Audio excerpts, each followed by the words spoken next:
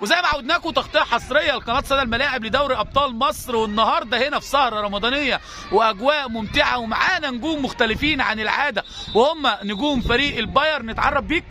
عبد الرحمن محمود بيك. مواليد كام؟ 12. نتعرف بيك؟ فارس احمد محي الدين 2012. النهارده لو عايز تهني الشعب المصري بمناسبه رمضان تقول لهم ايه؟ كل سنه وانتم طيبين ورمضان كريم. لو النهارده هتهني الشعب المصري والجهاز الفني واللاعبين واولياء الامور تقول لهم ايه؟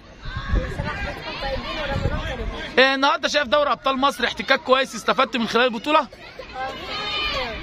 شايف النهارده توجهات الكابتن ليك ما قبل المباراه بيقول لك ايه؟ هو دايما بيقول لي افتح للناس على الخط واحاول انزل تحت استلم واشتغل مع الناس. مثلك الاعلى نفسك تبقى زي مين؟ زي لويا. مثلك الاعلى نفسك تبقى زي مين؟